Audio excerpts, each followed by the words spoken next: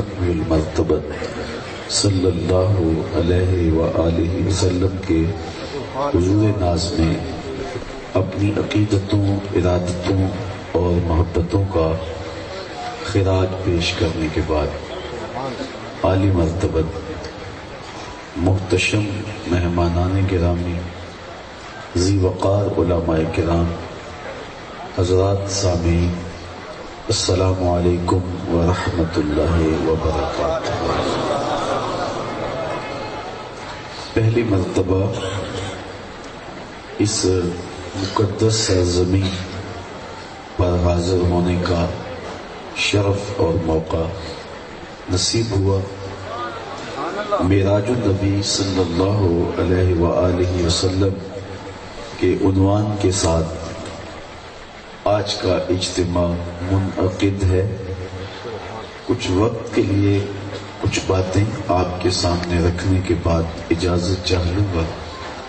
اللہ تعالیٰ میری زبان پر کلمۃ الحق جاری فرمائے۔ مجھ سے قبل جگر گوشہ غزالی زمان زیدہ مجدہ نے اپنے مخصوص پیرائے میں آپ سے گفتگو بھی کی اور نماز کا عہد بھی لیا ہے۔ اللہ اس پر استقامت کی توفیق عطا فرمائے۔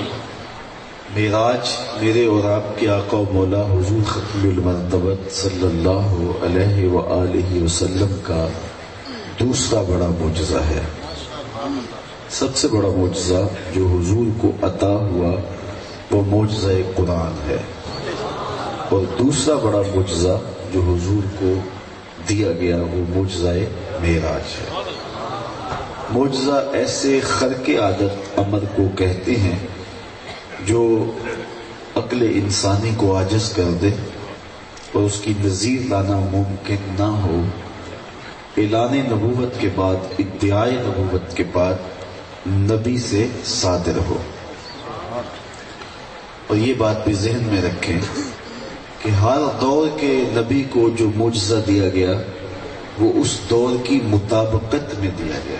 یہ عادت باری تعالیٰ شروع سے یوں جاری رہی۔ مثال کے طور پہ جب حضرت داؤد علیہ السلام کا زمانہ تھا تو یہ لوہے کی صنعت کا دور تھا۔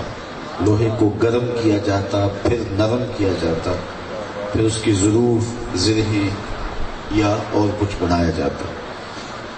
تو جب لوہے کی صنعت عروج پر تھی تو اللہ نے حضرت داؤد علیہ السلام کو یہ معجزہ دیا کہ وہ لوہے کو ہاتھ میں پکڑتے تھے، موم کی طرح نرم ہو جاتا تھا، پھر اس کو جو شکل دینا چاہتے وہ شکل دے دیتے۔ حضرت موسیٰ علیہ السلام کا زمانہ دیکھیے، یہ جادوگری کے فن کا زمانہ تھا۔ گھر گھر جادوگر پائے جاتے تھے، اور آپ جانتے ہیں کہ آپ کے معاوضے کے لیے فرعون نے جادوگر ہی بلائے تھے۔ تو جب جادو پورے باغپن پہ تھا تو اللہ نے حضرت موسیٰ علیہ السلام کو کرشماتی عصا دیا جو اس دور کے فخر کو توڑتا تھا۔ کبھی چھوٹا ہو جاتا، کبھی بڑا ہو جاتا، کبھی پتے جھاڑتے، کبھی بکریاں ہانکتے، کبھی ٹارچ بن جاتا، کبھی ٹیک لگا کے کھڑے ہو جاتے، اور ضرورت پڑتی تو اژدہا بن جاتا۔ منو ٹنوں پھینکی ہوئی رسیاں جو سانپ محسوس ہو رہی تھی ان کو نگل لیتا، سمٹتا تو پھر عصا کا عصا، نہ قد بڑھتا، نہ وزن بڑھتا، نہ حجم بڑھتا۔ کیونکہ دور تھا جادوگری کا تو جو معجزہ دیا گیا وہ جادو کے فخر کو توڑنے والا تھا۔ مصر کے کوچہ و بازار میں جب حسن کے کرشمے دل لوٹ رہے تھے اور ایک سے بڑھ کر ایک حسین لوگوں پر حملہ آور ہو رہا تھا تو اللہ نے اپنے نبی حضرت یوسف علیہ السلام کو معجزہ حسن دے کے بھیجا، اور جب ان کے حسن کا چراغ جلا تو سارے دیے بجھ گئے، اور جنہیں ناز تھا وہ انگلیاں کاٹتے نظر آنے لگے۔ حضرت عیسیٰ کا زمانہ دیکھ لیجئے تو یہ طب یونانی کے عروج کا زمانہ تھا۔ حکیم بقراط، حکیم سقراط، حکیم افلاطون، حکیم جالینوس اور بڑے بڑے اطباء یونان نے اپنے فن کا لوہا منوایا تھا۔ ہر مرض کی تدبیر، تشخیص اور علاج معالجہ طب یونانی میں دریافت کر لیا گیا تھا۔ صرف 3 مرضوں کا علاج یونانی طب میں نہیں ہو سکا تھا۔ مادرزاد اندھے کی آنکھوں میں روشنی نہیں رکھ سکتے تھے، کوڑی کے جسم کو شفا نہیں دے سکتے تھے، تیسرا ان کے پاس موت کا علاج نہیں تھا۔ تو اللہ نے حضرت عیسیٰ کو طب کے دور میں بھیجا تو ان تینوں مرضوں کا علاج دے کے بھیجا۔ وہ کوڑی کے جسم پہ ہاتھ پھیرتے شفا مل جاتی، نابینا کی آنکھوں پہ انگلیاں رکھتے روشنی اتر آتی، مردے کو ٹھوکر مارتے وہ اٹھ کے باتیں کرنے لگ جاتے۔ آپ تمام انبیاء کی تاریخ پڑھ لیں، اس دور کا ملاحظہ کر لیں، پھر نبی کو دیا گیا معجزہ دیکھ لیں، مطابقت کریں، آپ کو ایسے ملے گا۔ جس دور میں جس چیز کا عروج تھا اس دور کے نبی کو بھی اس کی مطابقت میں معجزہ دیا گیا۔ جب میرے اور آپ کے آقا و مولا تشریف لائے تو یہ زبان و بیان کا عروج تھا، شاعر سخنور بڑے بڑے ادیب پائے جا رہے تھے۔ تو جب سخنواری کا جادو سر چڑھ کے بول رہا تھا تو اللہ نے اپنے محبوب کو سب سے بڑا معجزہ قرآن عطا کیا، اور پھر انہیں چیلنج دیا کہ لاؤ اس کی مثل ایک سورت ہی لا کے دکھاؤ۔ الاتقان فی علوم القرآن میں امام سیوطی نے لکھا ہے، اگر قرآن کا مقابلہ لایا جانا ممکن ہوتا تو بدر اور احد کی لڑائیاں نہ ہوتی۔ آسان سا کام تھا، قرآن کا موازنہ کر لیتے، مقابلہ کر لیتے، چیلنج قبول کر لیتے، 3 آیات پر مشتمل ایک سورت لے آتے، لیکن نہیں لا سکے۔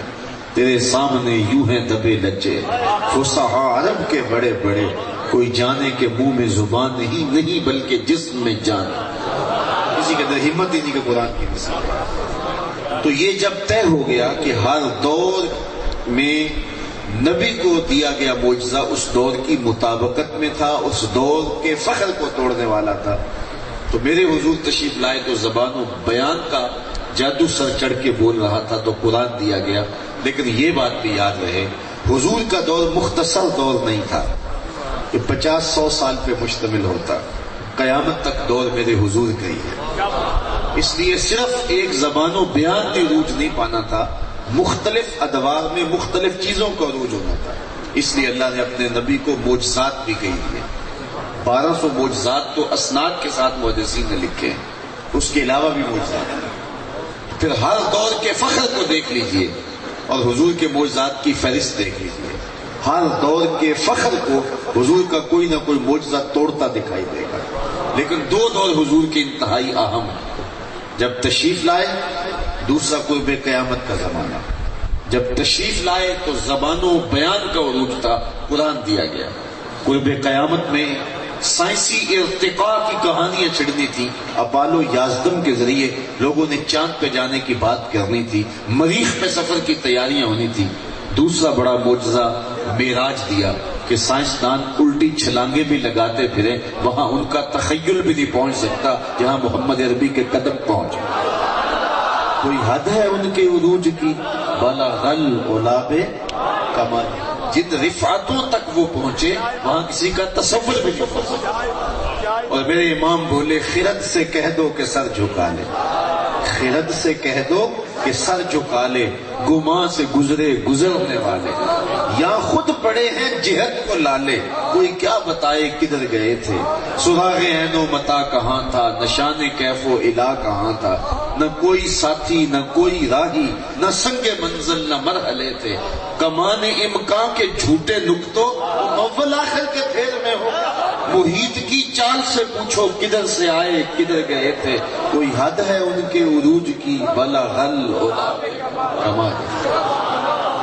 ہر دور کے فخر کو معجزہ توڑتا ہوا دکھائی دیتا ہے۔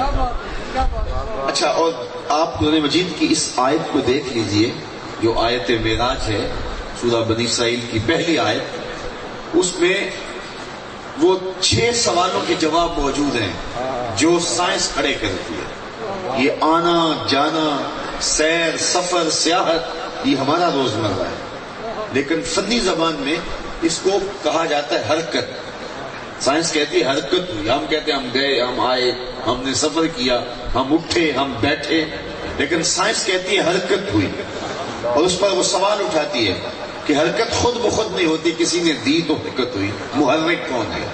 دوسرا سوال ہے متحرک کون ہے، حرکت کس کو ہوئی، زمان حرکت کیا ہے، کب ہوئی، مبدأ حرکت کیا ہے، کہاں سے ہوئی، منتہا حرکت کیا ہے، کہاں تک ہوئی۔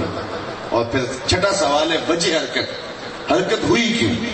تو یہ 6 سوال کھڑے کر دیے سائنس، اور آپ دیکھیے اس ایک آیت میں 6 سوالوں کے جواب موجود۔ محرک کون ہے؟ سبحان الذی اسری، متحرک کون ہے؟ بعبدہ، زمان حرکت کیا ہے؟ لیلن، مبدأ حرکت کیا ہے؟ من المسجد الحرام، منتہا حرکت کیا ہے؟ الی المسجد الاقصی، اور زمانے اور وجہ حرکت کیا ہے؟ لنریہ من آیات۔ اور پھر ہمارے فلسفے کی کتابوں میں عالی مرتبۃ علماء موجود ہیں، حرکت کی تقسیم کی گئی ہے، حرکت بالذات ہوتی ہے، حرکت بالعرض ہوتی ہے۔ میں وہاں سے چل کے یہاں تک پہنچا ہوں تو میں اپنی ذاتی رفتار سے نہیں آیا، میں گاڑی پہ آیا ہوں تو 7-8 گھنٹے میں یہاں پہنچا، لیکن اگر میں ذاتی رفتار سے آتا تو ابھی میں مرید کے کاموں کی بھی کراس نہ کیا ہوتا، یا لاہور تک بڑی مشکل سے تیزی سے چلا ہوتا تو پہنچا ہوتا، لیکن میں خود حرکت میں نہیں تھا، گاڑی حرکت میں تھی تو میں اس کے اوپر بیٹھا تھا، تو میری حرکت بالعرض تھی اور گاڑی کی حرکت بالذات تھی، تو وہ میرے سے زیادہ سریع رفتار تھی، اور اس نے مجھے اتنے وقت میں، اتنے لمحات میں آپ تک پہنچا دیا۔ اب حضور علیہ الصلوۃ والسلام معراج پہ گئے تو یہ حضور کی حرکت بالذات تھی یا بالعرض تھی؟ علماء نے کہا کہ اس کے 5 مراحل حرکت بالعرض کے ہیں اور 1 مرحلہ حرکت بالذات کا ہے، اور میری حرکت ذاتیہ بطیء ہے اور حرکت عرضیہ جو ہے وہ سری ہے، لیکن رسول کریم صلی اللہ علیہ وسلم کی جو ذاتی حرکت ہے وہ سری ہے، اور جو عرضی حرکات ہیں 5 حرکات وہ جو ہیں وہ بطیء ہیں، لیکن ان بطیء حرکات کا عالم ذرا دیکھیے۔ پہلا مرحلہ حضور کا مسجد حرام سے لے کے مسجد اقصی تک، یہ براق پہ حضور کا سفر تھا، اور وہ کتنا سریع و رفتار تھا، جہاں اس کی نظر جاتی تھی وہاں اس کا قدم جاتا تھا۔ میرے اور آپ کے 5.5 فٹ 6 فٹ کے وجود میں 2 آنکھیں نور ہیں، اور وہ بھی ساری نور نہیں ہیں، اس میں 2 سیاہ دائرے ہیں، وہ بھی سارے نور نہیں ہیں، ان میں 2 مہین سے نقطے ہیں، ان میں روشنی ہے، اور کتنی روشنی ہے کہ میں نظر اٹھاؤں تو دوسرے آسمان کے، تیسرے آسمان کے ستارے دیکھ لیتا ہوں۔ 5.5 فٹ 6 فٹ کے وجود میں 2 باریک سے نقطے ہیں، اور وہ نور اتنا ہے کہ آسمان کے ستارے دیکھنے ممکن ہیں۔ جو پاؤں کے کھروں سے سر کی چوٹی تک نور تھا، اس براق کی نگاہوں کا عالم کیا ہو، اور جہاں اس کی نظر جاتی تھی وہاں اس کا قدم جاتا تھا۔ اس نے تو پہلا قدم اٹھایا ہوگا تو مسجد اقصی میں جا پڑا ہوگا، اور حضور اس پر سوار تھے۔ یہ آپ کا سواری بردار جہاز 800-900 کلومیٹر فی گھنٹے کی رفتار سے چلتا ہے۔ کسی میں ہمت ہے کہ اس کی ننگی پشت پہ بیٹھ سکے؟ پڑخت چھڑ جائے گی، ہوا کی مزاحمت گوارا نہ ہو، آگ لگ جائے گی۔ جو 800 کلومیٹر 900 کلومیٹر 1000 کلومیٹر فی گھنٹے کی رفتار سے چلتا ہے، اس کی ننگی پشت پہ کوئی بیٹھنے کی طاقت نہیں رکھتا، اور جو کروڑوں میل فی سیکنڈ کی رفتار سے جا رہا تھا، اس براق کی ننگی پشت پہ بیٹھنے والے شاہ سوار کی عظمت کو سلام کرنے کو جی نہیں چاہ رہا۔ پھر اتنی سرعت کے ساتھ کوئی جا رہا ہو تو راستے میں کوئی ملے تو بندہ پہچان نہیں پاتا، بعد میں شکوہ، جناب آپ گزرے تھے تو مجھے دیکھا ہی نہیں آپ نے، کہا ہاں میں جلدی میں تھا۔ جب بندہ تیزی میں ہو، سرعت میں ہو، تو قریبی عزیز بھی راستے میں کھڑا ہو تو بندہ پہچان نہیں پاتا کہ میں اتنی تیزی میں تھا کہ میں پہچان نہیں پایا۔ اب اتنی سرعت کے ساتھ میرے حضور گئے، لیکن معرفت کا عالم کیا ہے؟ مررت بقبر موسیٰ، میں موسیٰ علیہ السلام کی قبر کے قریب سے گزرا تو میں نے کیا دیکھا؟ فائزہ ہوا قائم یصلی فی قبرہ، میں نے دیکھا کہ وہ اپنی قبر میں کھڑے ہو کے نماز ادا کر، یہ حضور کی معرفت کا عالم۔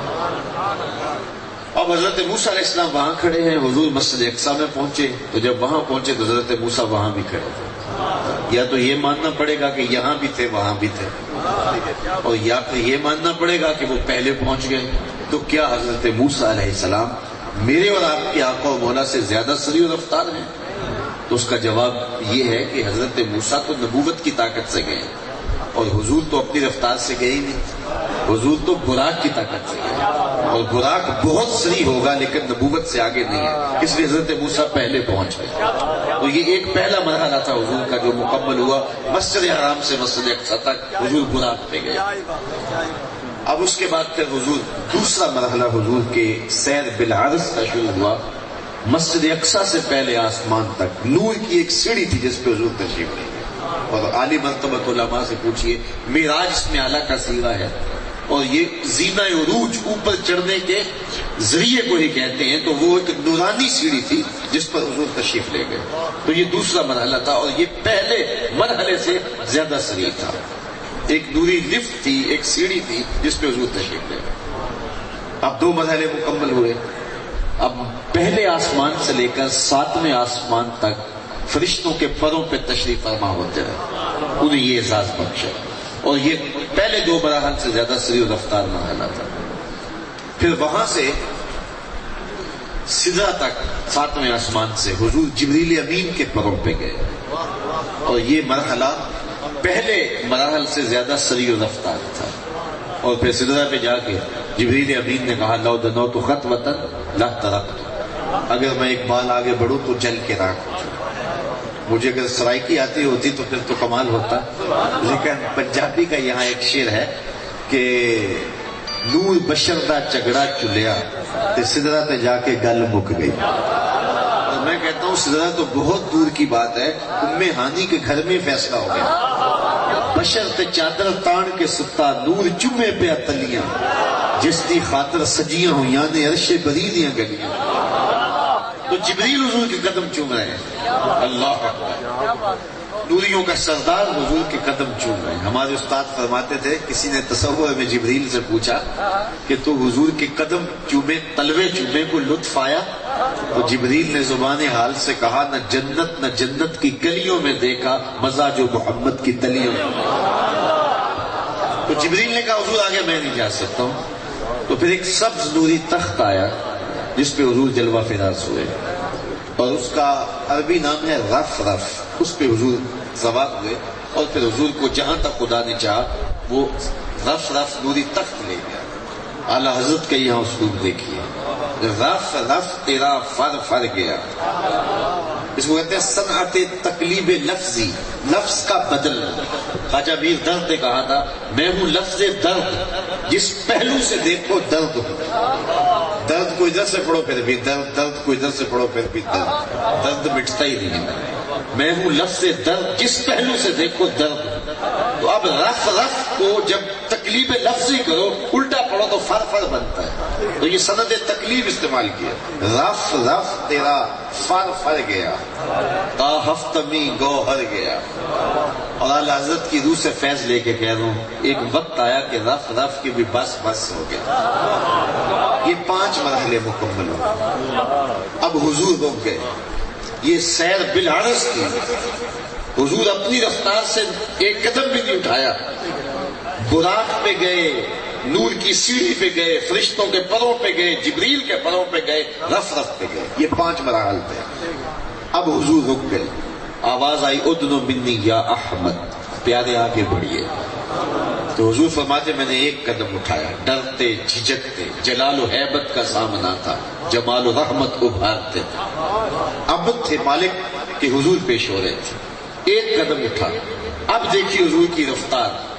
میں آپ کو یہ نہیں کہتا کہ آپ سبحان اللہ کہیں، کیونکہ ہمارے خطبہ آدھی تقریر خود کرتے ہیں، آدھی مجمع سے کرواتے ہیں، میں ساری خود ہی کیا کرتا ہوں۔ لیکن معراج ایسا عنوان ہے کہ جس کو بیان کرنے سے قبل میرے رب نے بھی سبحان اللہ کہا۔ تو میرا یہ تقاضا نہیں کہ آپ زور سے کہیں، چاہے آپ کے آنسو سبحان اللہ کہیں، چاہے آپ کے دل کی دھڑکنیں سبحان اللہ کہیں، چاہے آپ کے ہونٹ ہلے تو سبحان اللہ کہیں، اور چاہے آپ کی آنکھیں سبحان اللہ کہیں، بہرحال آپ کا رواں رواں اللہ کی تقدیس بولے۔ اور ذرا دیکھیے حضور کی رفتار کا عالم، دل سبحان اللہ اور روح رقص کرے گی کہ یہ میرے رسول کی پرواز کا عالم ہے۔ حضور نے ایک قدم اٹھایا، مسجد حرام سے لے کے مسجد اقصی تک براق پہ، مسجد اقصی سے پہلے آسمان تک نور کی سیڑھی پہ، پہلے آسمان سے 7ویں آسمان تک فرشتوں کے پروں پہ، پہلے 7ویں آسمان سے سدرہ تک جبریل کے پروں پہ، اور وہاں سے جہاں تک خدا نے چاہا رف رف نوری تخت پہ، ان 5 مراحل میں ٹوٹل جتنا فاصلہ طے ہوا تھا، حضور کا ایک قدم اٹھا تو اتنا فاصلہ طے ہو. یہ ہے میرے حضور کی رفتار کا. کوئی حد ہے ان کے عروج کی، والا غل اولاب کما. ایک قدم اٹھا تو اتنا 5 مراحل کے برابر ایک قدم میں فاصلہ طے ہوا. الیواقیت والجواہر اٹھائیے، اللہ اکبر. پھر حضور رک گئے، پھر آواز آئی ادن منی یا احمد، پیارے اور نیڑے آ جا، اور قریب آ جا.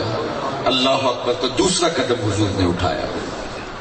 5 مراحل میں جتنا فاصلہ طے ہوا تھا، ایک قدم میں اتنا فاصلہ طے ہوا. 5 قدم اور 5 قدموں کے برابر 5 مراحل، اور 5 مراحل کے برابر ایک قدم، 6 مراحل ہو گئے. ان 6 مراحل میں جتنا فاصلہ طے ہوا تھا، دوسرے قدم میں اتنا فاصلہ طے ہوا. پھر آواز آئی آگے بڑھی. حضور نے قدم اٹھایا. قدم اٹھتے تو پچھلا قدموں سمیت جتنا فاصلہ طے ہوتا، ایک قدم میں اتنا فاصلہ طے ہوتا. اور یہ آواز مسلسل آتی رہی، 70,000 مرتبہ آئی.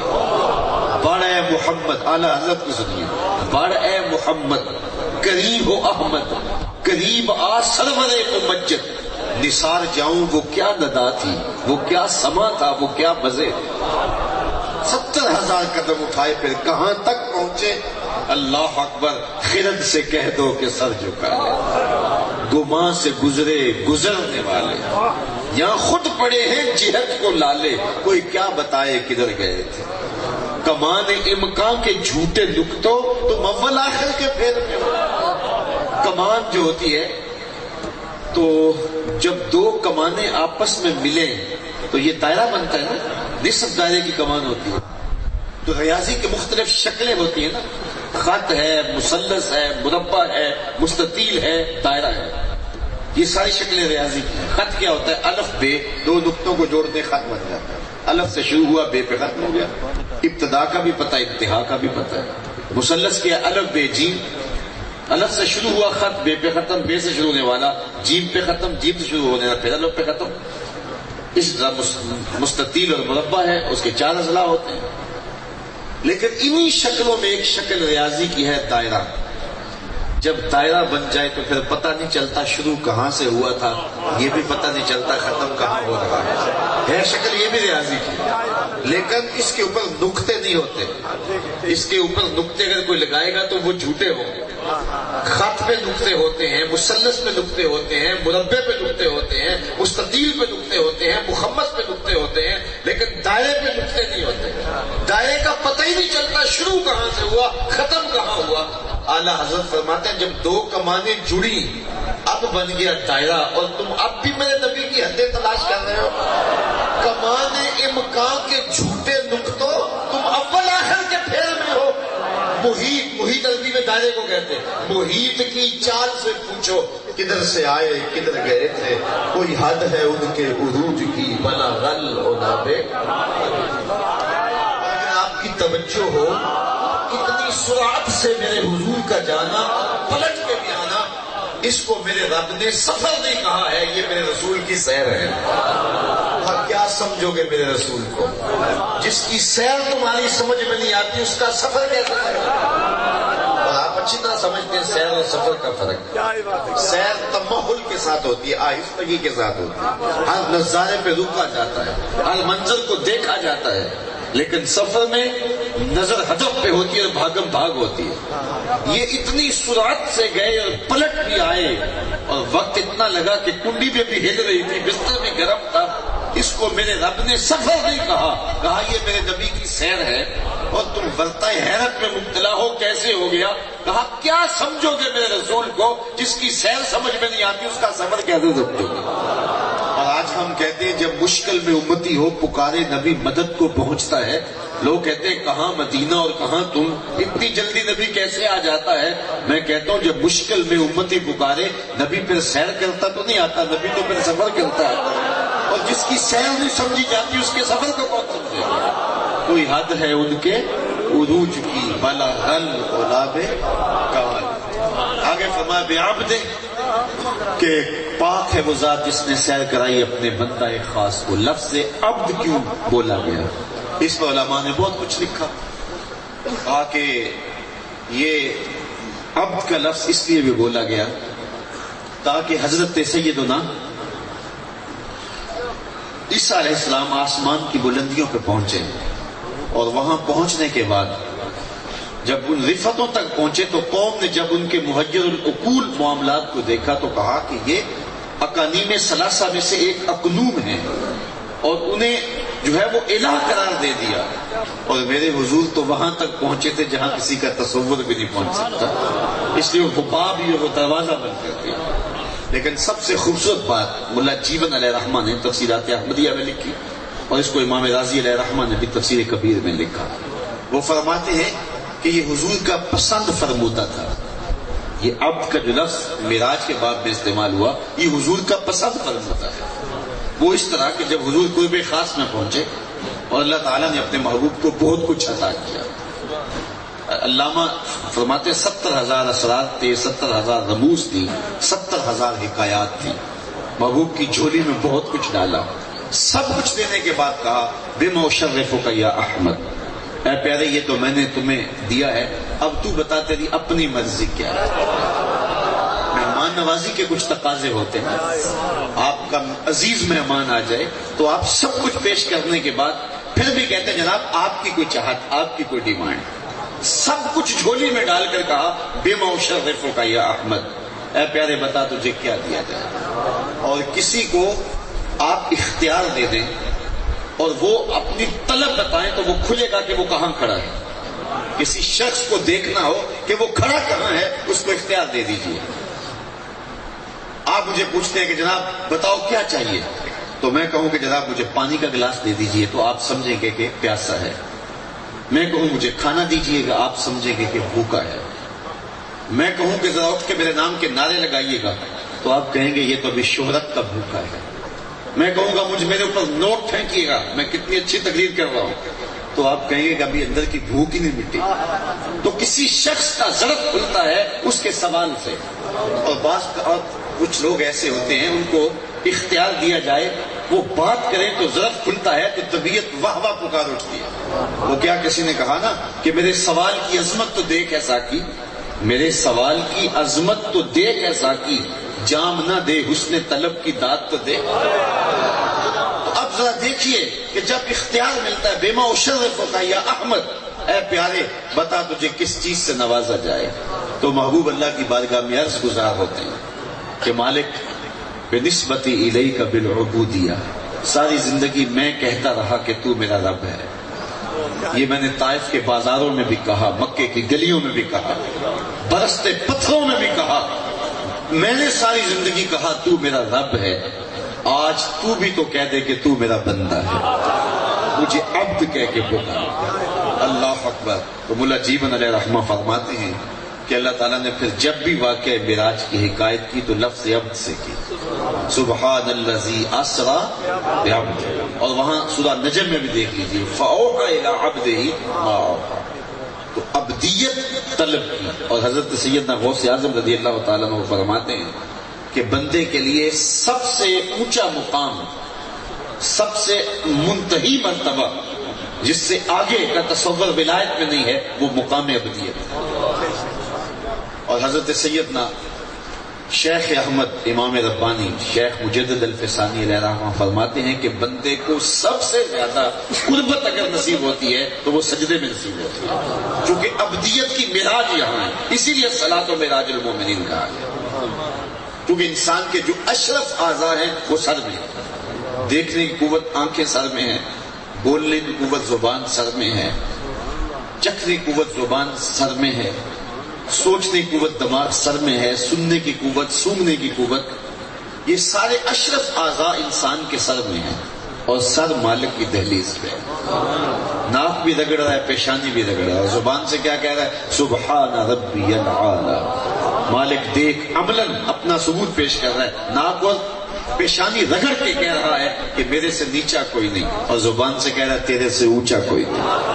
اگر جب وہ سجدے کی حقیقت کو جان لے تو سر اٹھا کے تکبر کر ہی نہیں سکتا ہے۔ تو بندے کے لیے سب سے بڑا اعزاز یہ ہے کہ وہ سجدے میں اپنے رب کے حضور نیازمندی پیش کرے، اور یہی معراج المومنین قرار دیا گیا۔ اور حضور علیہ السلام معراج کا خاص طور پر جو تحفہ لے کے آئے وہ 50 نمازیں ہی تو تھی، جو بعد میں سمٹ کے 5 ہو گئی، جس کا بھی تذکرہ آپ نے سنا۔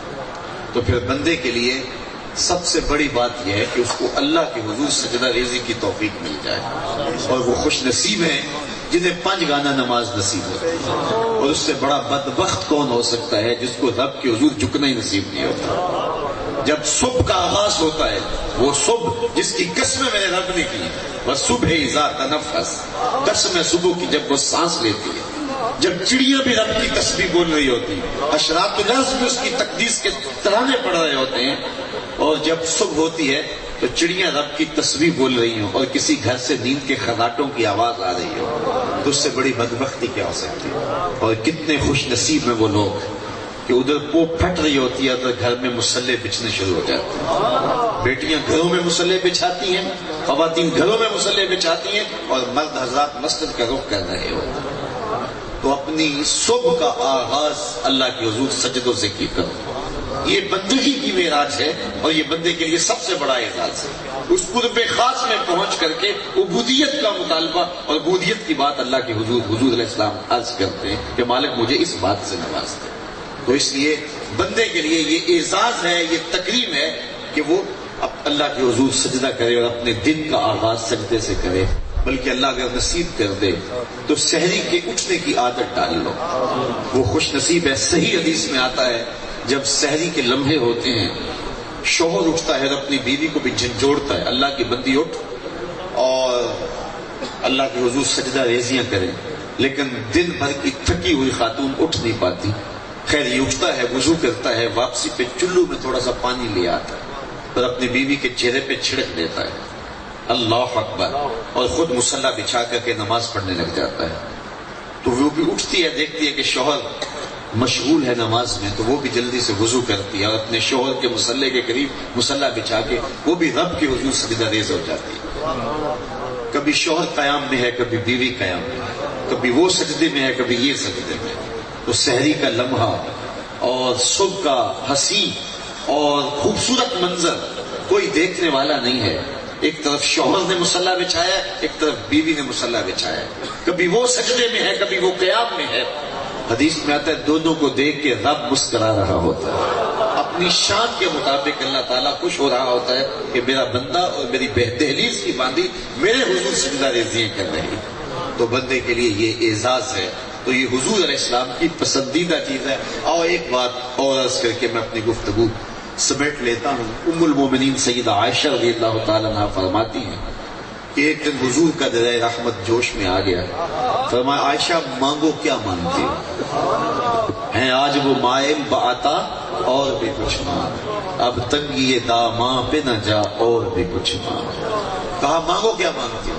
عرض کی حضور اگر آپ اجازت دیں تو اپنے والد گرامی سے مشورہ نہ کر لوں، موقع بڑا اچھا ہے۔ تو کہا کیوں نہیں، آپ ضرور کیجیے۔ تو حاضر خدمت ہوئی، کہا کہ درہ رحمت جوش میں تھا۔ حضور نے فرمایا عائشہ مانگ لو جو مانگنا ہے۔ تو میں نے موقع کو غنیمت سمجھا اور مہلت مانگ لی اور آپ سے مشورہ کرنے آئی ہوں۔ فرمایا بیٹا حضور سے کہنا کہ معراج کی قربت خاص میں اللہ نے آپ سے جو راز کی باتیں کی تھی ان میں سے ایک بات بتا دی۔ مانگا بھی تو علم مانگا، اللہ اکبر، اور کہا عائشہ مجھ سے وعدہ کرو جو حضور بتائیں مجھے بھی آ کے بتائیں۔ وعدہ ہو گیا، حضور کی بارگاہ میں حاضر ہو گیا، پوچھا مشورہ ہو گیا؟ جی حضور ہو گیا۔ مانگو کیا مانگتے ہو؟ کہ حضور معراج کی قربت خاص میں آپ کے رب نے آپ سے جو راز کی باتیں کی تھی ان میں سے ایک بات بتا دو۔ حضور مسکرانے لگے۔ اس بات پہ مسکرائے ہوں گے میرے یار غار کا انتخاب کیسا ہے، یا اس بات پہ مسکرائے ہوں گے کہ راز کی بات بتا دوں پھر راز راز تو نہ رہا، لیکن خود وعدہ کیا تھا کہ عائشہ سنو، جب میں قربت خاص میں گیا اور اللہ تعالیٰ نے مجھ سے راز کی باتیں کی تو ان میں سے ایک بات یہ تھی، محبوب تیری امت میں سے کوئی شخص کسی شخص کا ٹوٹا ہوا دل جوڑ دے تو میرے اوپر واجب ہے بغیر حساب کے جنت عطا کر۔ اللہ تعالیٰ پر ویسے کچھ واجب نہیں ہے، لیکن اپنے کرم سے وہ خود واجب کر لے تو اس کی مرضی۔ ام المومنین بہت خوش ہوئی کہ یہ تو بخشش کا بہانہ ہاتھ آ گیا۔ بعض اوقات تو کسی کی مدد کریں تو وہ خوش ہو جاتا ہے، اس کی دل شکنی جو ہے وہ دور ہو جاتی ہے اور اس کی دل شکستگی دور ہو جاتی ہے. لیکن بعض اوقات کچھ لوگ ایسے بھی ہوتے ہیں، کچھ ایسے دکھی بھی ہوتے ہیں کہ بیٹھ کے جن کی کہانی سن لو تو ان کا غم غلط ہو جاتا ہے، ان کو سینے سے لگا لو. کچھ ایسے بھی ہوتے ہیں یار ہنس کے انہیں دیکھ لیں تو پھر بھی جو ہے وہ ان کا دل جڑ جاتا ہے. تو کہا یہ تو بخشش کا بہانہ ہاتھ آیا. حسب وعدہ والد گرامی کی خدمت میں حاضر ہوئی. کہا حضور نے کیا بتایا؟ تو کہانی سنائی. حضرت صدیق اکبر رو پڑے. تو ام المومنین عرض گزار ہوئی، ابا جان یہ رونے والی بات تو نہیں ہے، یہ تو بخشش کا بہانہ ہاتھ آ گیا. کہا عائشہ اس کو معکوس پڑھو، تصویر کا دوسرا رخ دیکھو. تم نے یہ سنا کہ جو کسی کا ٹوٹا ہوا دل جوڑ دے بغیر حساب کے جنت میں جائے گا. اس تصویر کا دوسرا رخ یہ ہے جو کسی کا دل توڑ بیٹھے سیدھا جہنم میں جائے گا. میں اس لیے ڈرتا ہوں کہ ہم سے کسی کا دل نہ ٹوٹ جائے. تو مخلوق خدا کی دل شکستگی سے بچو. لوگوں کے لیے اذیت، ہمارے رویے لوگوں کے لیے اذیت کا سامان بن جاتا ہے. زبان سے کوئی بات کر دینا، کسی کی دل شکنی کر دینا، یہ تو بڑی بات ہے. ہمارے رویے لوگوں کے لیے تکلیف کا سبب بن جاتا ہے. اور میرے حضور نے جو دین دیا ہے وہ اتنا حساس، اتنا نازک دین ہے. اس میں رویوں کو بھی قابو میں رکھنے کی تلقین کی گئی. اپنے گوشت کی خوشبو سے غریب ہمسائے کو تکلیف نہ دو، یا تو تھوڑا سا پانی زیادہ ڈال لو اور شوربے کی پیالی ہمسایوں کے گھر بھی بھیج دو. اور اگر ایسا نہیں کر سکتے تو تلقین فرمائی کہ پھر وہ ایسے زاویے میں گوشت پکانا جہاں سے ہمسائے کے گھر اس کی مہک نہ پہنچ پائے. چونکہ اگر بچوں نے ضد کر لی، غریب کے مزدور کے بچوں نے ضد کر لی اور وہ غریب اور مزدور ضد پوری نہ کر سکتا ہوا تو ان بلکتے ہوئے بچوں کے آنسو کون پوچھے گا؟ وہ کیا کسی نے کہا تھا دوپہر کو سلا دیتی ہے بچوں کو وہ اس ڈر سے گلی میں پھر کھلونے بیچنے والا نہ آ جائے. ہمیں تو بیوہ کے سامنے اپنی بیوی سے پیار کرنے سے روکا گیا ہے. ہمیں تو غریب کے سامنے اپنی دولت کی نمائش کرنے سے منع کیا گیا ہے. ہمیں تو یتیم کے سامنے اپنے بچوں سے پیار کرنے سے منع کیا گیا ہے. تو یہ ہمیں دیا گیا دین ہے، لیکن ہم لوگوں کے لیے اذیت کا سامان نہ بنے. میں ایک محفل نعت میں گیا تو وہ مجھے کہنے لگے کہ جناب اختتام پر ہم 16 پرچیاں نکالیں گے اور اس پردے کے پیچھے ہزاروں بچیاں بیٹھی ہیں، ہم نے جہیز فنڈ رکھا ہے اور آپ اس کا بھی ضرور تذکرہ کر دینا. ان کا مقصد تو یہ تھا کہ میں اس پہ داد و تحسین دوں کہ آپ بہت اچھا کام کر رہے ہیں. وہ پہلے عمرے کا ٹکٹ ہوتا تھا اور اس کے بعد آپ کچھ لوگوں نے یہ سلسلہ شروع کیا. تو میں نے کہا کہ آپ یہ زیادتی نہ کریں. زیادتی اس لیے کہ آپ کے پاس 100 آدمیوں کا کھانا ہے تو 500 آدمیوں کو نہ بلائیں کہ 100 آدمیوں کو کھلا کے تو 400 کو کہیں کہ جناب معذرت. آپ کے پاس 100 آدمیوں کا کھانا ہے تو پردے سے 100 کو ہی بلائیں اور ان کو کھانا کھلائیں اور عزت سے رخصت کر دیں. اور اگر آپ کے پاس نہیں ہے، 100 آدمیوں کا کھانا بھی نہیں ہے تو تھوڑوں کا تو تھوڑوں کو بلا لیں. میں نے کہا ہر پرچی پہ ہزاروں بچیوں کا دل دھڑکے گا کہ حضور کے میلاد کی مجلس میں ہماری قسمت جاگ پڑے گی. اور 16ویں پرچی پر جب مایوسی پھیلے گی 16 بچیاں تو خوش ہو جائیں گی، باقی ہزاروں بچیاں حضور کے میلاد سے گھروں کو روتے ہوئے جائیں گی کہ ہماری قسمت حضور کے میلاد میں بھی نہیں کھلی. تو میں نے کہا یہ زیادتی نہ کرو.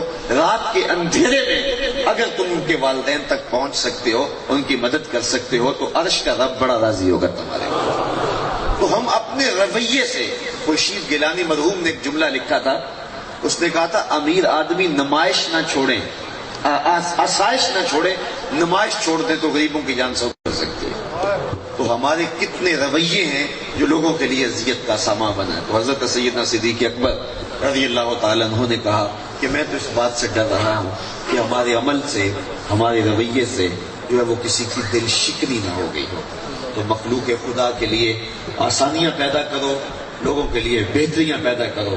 میں تو آج کل یہ بھی کہتا ہوں کہ گرمیوں کا موسم ہے اور لوڈ شیڈنگ کا زمانہ ہے، تو کچھ لوگ ان کے اپنے کمرے اور اپنے گھر ساؤنڈ پروف ہوتے ہیں اور وہ باہر تیز شور والا جنریٹر گلی میں لگا کر کے آپ چین کی نیند سو جاتے ہیں اور ہمسائے کے گھر کی کھڑکیاں بھی نہیں ہیں اور اس کو دھوئیں کا عذاب بھی سہنا پڑتا ہے، اس کے اعضاء اس کے شور سے بھی شل ہوتے ہیں اور جو اس کو تکلیف گرمی کی شدت کی اور مچھر کاٹنے کی ہے وہ الگ ہے، اس کو 4 عذابوں میں تڑپتا ہوا چھوڑ کے تم اندر دروازے مقفل کر کے آرام کی نیند سو گئے ہو، تمہیں نیند کیسے آئی؟